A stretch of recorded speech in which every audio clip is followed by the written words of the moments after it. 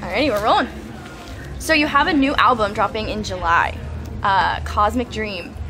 What made you name it that? What went behind that? So I recorded it. It was co-produced by somebody who I grew up listening to. So I literally was writing songs, listening to an artist at like 16, 17 named Joshua James. And he produced this record. So it was like a very full circle, like spiritual, you know, just a coincidence, you can call it, but more so like just a manifestation of like probably every desire I've ever had as a kid. So it felt cosmic. That's awesome. Kind of went with that, yeah. Nice. All right. Do you write all of your music? Mm-hmm. Yeah. Where? I either write it myself or I co-write it.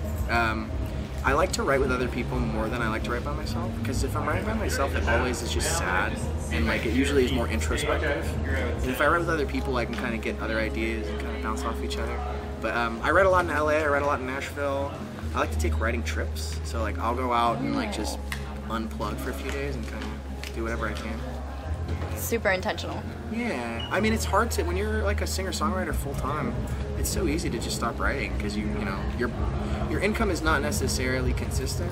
So like if you're okay for the month, it's easy to take the month off. But then the following month, it's like, oh wait, I didn't write anything last month. I should probably write some more songs. So I like to write as much as I can.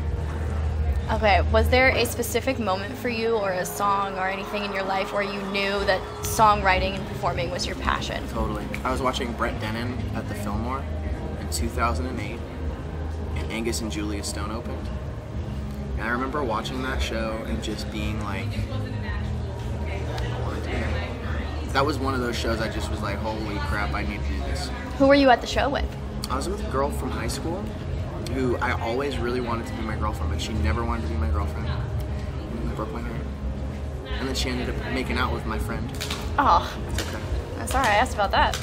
Yeah. It still hurts after 12 years, or however long it's been. Yeah. All right. Well, okay, so for new fans, what song would you recommend they listen to first? For me? Yeah. Like, where do we start? I would start with probably I Will Follow You. Like, that's like the most, you know, upbeat. That's the oldest song. I would say kind of dive in deep to the old stuff, or start new. I wouldn't start in the middle. Okay. Because I had like a phase, you know. So I would go, I would go with the new stuff that's like being released now as singles. That's the most current vibe. And then if you want to go back to like I Will Follow You and be like, oh, they used to do that kind of thing. It doesn't really fit completely, but you know, it fits something like that. There's a flow. Yeah. Kind of follow you through that. So you've been featured on a few TV shows, right? Okay. Very lucky. Let's do a two-parter here. So what's your favorite one you've been featured on?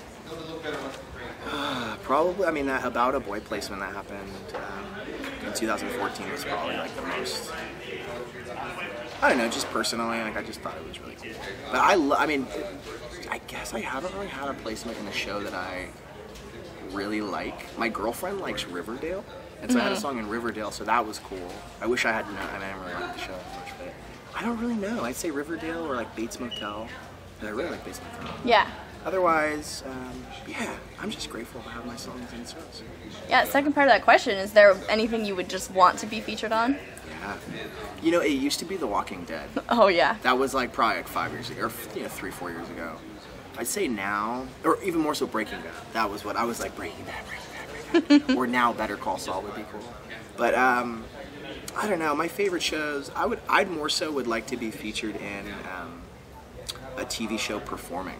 I would love to like, because I've had a few opportunities that didn't end up happening where you can, you know, the artist is in the show or yeah. maybe. I would love to do that. It'd be cool. That would be awesome.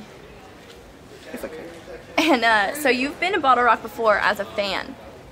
So how is it different? It's insanely different, and I'm drinking wine, so it's getting better and better as the day goes on. But like all I could think about while I was standing up there today was that about, you know, a year ago, literally, I was watching Tom Petty play that same stage. And he's my favorite musician, and like he passed away this year, so it was obviously really sad.